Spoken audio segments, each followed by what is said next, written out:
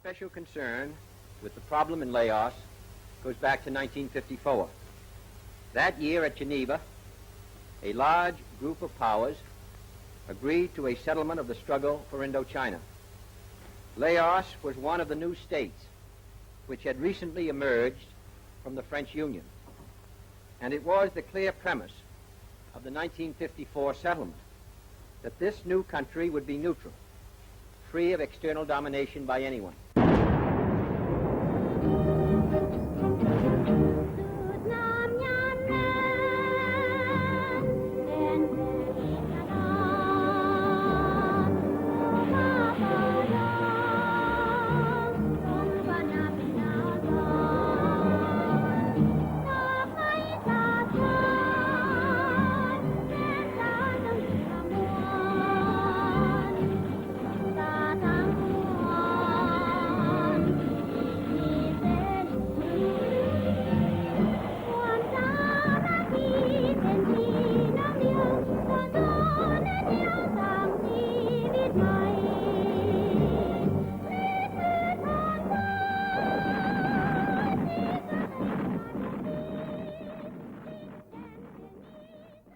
At the 1954 International Peace Conference in Geneva, Laos, along with Vietnam and Cambodia, finally gained independence from French rule.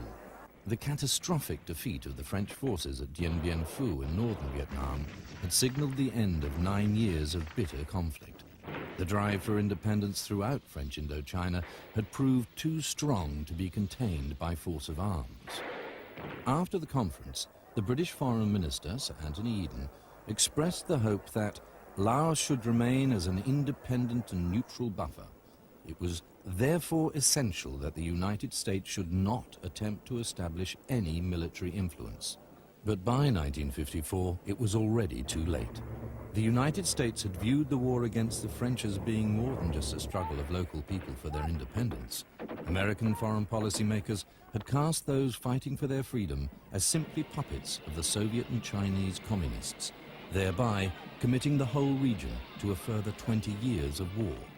The United States had financed much of the French war effort, and in Washington, the Geneva settlement was viewed as a sellout to communism.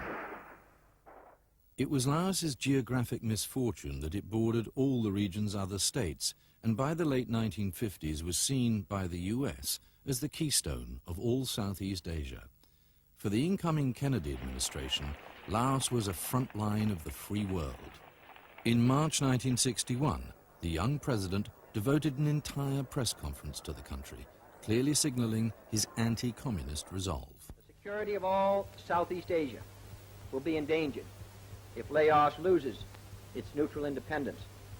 Its own safety runs with the safety of us all, in real neutrality observed by all. I want to make it clear to the American people and to all the world that all we want in Laos is peace, not war. A truly neutral government, not a Cold War pawn. A settlement concluded at the conference table and not on the battlefield. Our response will be made in close cooperation with our allies and the wishes of the Laotian government. We will not be provoked, trapped, or drawn into this or any other situation.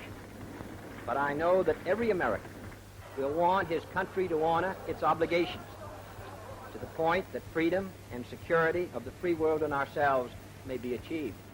At the same time, it was clear to the United States that a landlocked country such as Laos would be an extremely difficult place to fight a major ground war. For this, they had selected Vietnam as the right place to check communism. Shying away from direct confrontation, yet still committed to protecting Laos from what it saw as the communist threat, the Kennedy administration initiated a policy of massive covert military assistance to the Vientiane government. Laos was destined to become the site of a secret war of which the world would know little.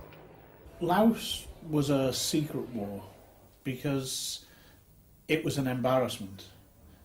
The real problem was Laos itself. It was in the way of the Vietnam War.